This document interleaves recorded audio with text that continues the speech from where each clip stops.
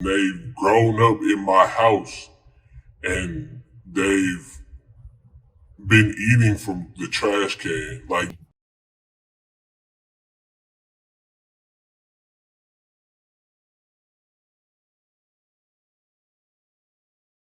What's up, y'all? So I'm making this video because I need to, first of all, be transparent about this vision and this journey, and also just let y'all know some stuff about myself. Because one thing that I believe that God is saying to me is, how are people going to listen to you if they don't even know who they're listening to, and they don't know that what they're listening to is real, and it could actually help them for real. So I just come to just talk a little bit about the journey of me getting to this point of creating something that God has put in vision for me as his steward and his instrument. But I've actually been having trouble recording and getting myself in front of a camera actually. And I recorded this video a couple of times, and the first time, before I recorded episode 1 and this video, I actually sat down in front of the camera and was just like, I'm about to record and I don't care what comes of it, and I'm just gonna be okay with what comes of it, because like this is just the beginning. So I was okay with that, and I ended up recording both videos the same night, about like 2 o'clock in the morning, and the episode 1 video uploaded. But unfortunately, and I think this is for a good reason, the story video didn't upload for some reason. That was going to be a surprise, but this is that video. Is going to do the same thing, and just I'm just going to allow it to be the substitute for it. But really, I just want to talk a little bit about me, so y'all are comfortable with uh, listening to me and actually hearing from me, and not just hearing from me, but hearing from God through me. Um, so about 3 months ago, I was in a position to where I kind of thought that I had started to get everything together and start to realize what college was, and kind of just understand what I was supposed to be doing. But I ended up, about a few weeks into December, it kind of hit me that I really didn't have everything going on, and it started to become a downfall. And it really didn't affect my school that much, but it affected my relationships, and it affected my friendships and my just everyday interactions with people. So I started to draw back from messing with people, and just being myself, honestly, because I was having some relationship issues, and I was having some personal issues, and just some motivation, and just life issues, stuff that comes up all the time. But it felt like it was all just coming down on me at one time. So I, within like the first 2 months of the second semester at school, I started to even feel even worse, and I just didn't know what I was gonna do. So basically, it just started getting worse and worse and worse, and I started just relying on isolation so I can um, basically just drown myself in my sorrow, just be in the midst of the sorrow, because I didn't know that I could get out of it, and I wasn't even focused on getting out of it. I was just focused on what was going on at the time, and I just knew that I wouldn't be able to be instantly moved from my situation. So I was just like, whatever, I'm just gonna be in this situation, and whatever comes out of it comes out of it. And I found myself, just getting to the point where I was just depressed, and it just became an everyday thing. And I got to the point where I could mask it, but I couldn't see myself masking it for a long time. And about spring break, I got to the point where I just couldn't do it anymore, and I just broke down, and I wasn't even able to function every day. I wasn't eating every day. I wasn't doing the stuff I needed to do. I wasn't working out as much as I used to, and I wasn't playing basketball. I wasn't talking to my friends. I wasn't playing the game. All I was doing was just drowning myself in sorrow and looking at social media and trying to find answers, and I was failing at it. And I didn't know what I could do. And I feel like God was basically breaking me down to the point where I was saying, I need to get my faith back strong, and I need to get back strong in the Lord, and I need to seek the Lord instead of seeking all this stuff that I'm trying to seek. And really, I think that's what he's doing right now with Corona on a national level and also on a global level, because so many people have lost their walk and they lost their faith, and they've just been so dependent on so many sources and so many things that are really resources, but they are we view them as sources because we idolize them and we hold them to a high standard, and what we fail to realize is that God provided them, so he's the one true source, and he provides those resources, and we shouldn't be chasing those resources. But anyway, that's totally unrelated. At this point, it was week after spring break.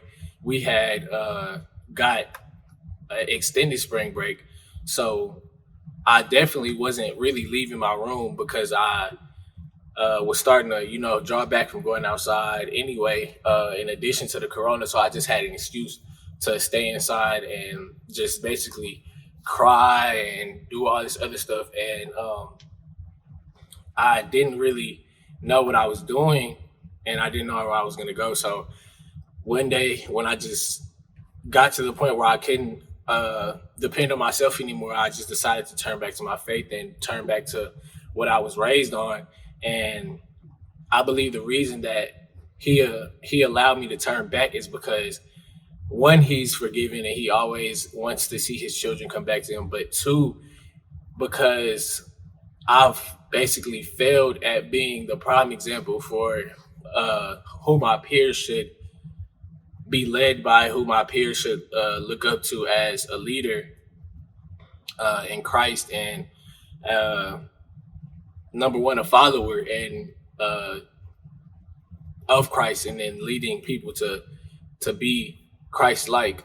But what he was saying to me is like, you have, like, if we lived in a house, if we all lived in a house, and he told me that he's basically telling me that I've told you that you need to invite these people to my table to eat because they live in my house, but you have only been coming to the table and eating by yourself when I've asked you to bring all these people to the table, and they don't even know that they can eat at my table in my house. Like, they don't even know that they can be Christians and be comfortable because you haven't shared the message and you haven't done what you needed to do. So I'm about to give you a second opportunity.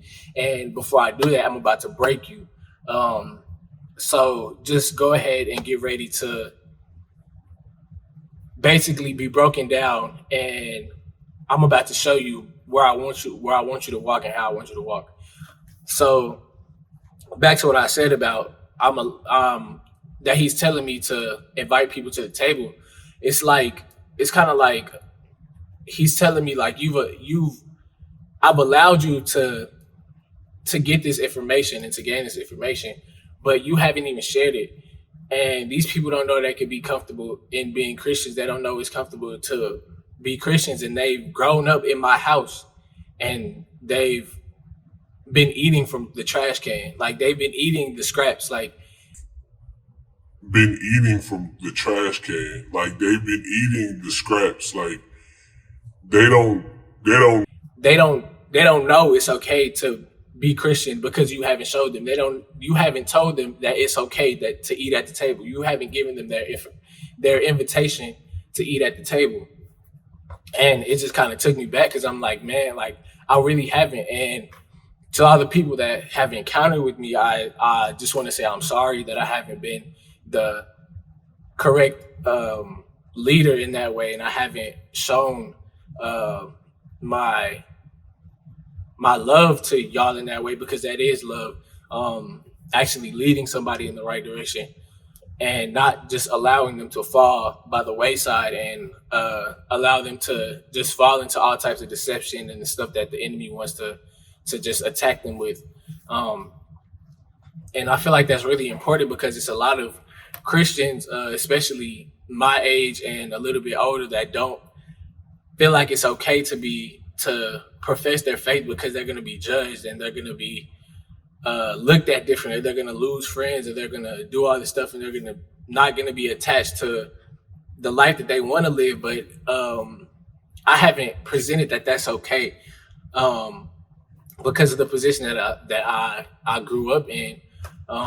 Fortunately, I'm able to do that, and people are able to listen to me. People are able to understand, and because I am a part of a lot of things, and I know quite a few people, and quite a few people are aware that I am a pastor's kid, and my dad was the youth pastor at St. John for a while, and now he still works at the church. But I haven't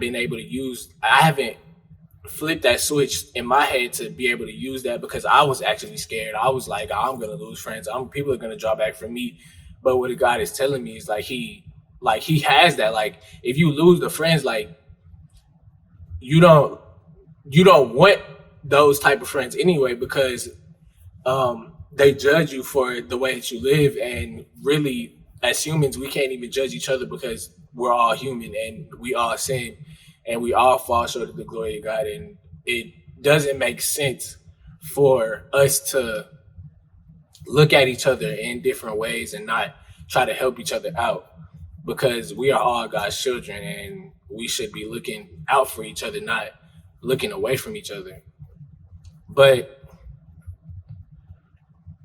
after I started to basically think on that, I just realized that I need to figure out a way to represent God basically to his people and to the people that he's called me to represent him to. That includes the people who know him and the people who don't know him, in a way that they'll understand, in a way that they'll feel comfortable with, in a way that they'll really understand who God is and not see basically just a vision of a church or an image of a church and a pastor standing on a stage and he is professing the faith, but like nobody really knows him. Like, he's just a pastor to the church. And the truth is that like he goes through stuff and he's tempted to do stuff, and he's also like a sinner, like, and we're all sinners. So we should basically help each other out as a family. And this is the opportunity to do that through media in the first place, because that's one of like the top things in the 21st century.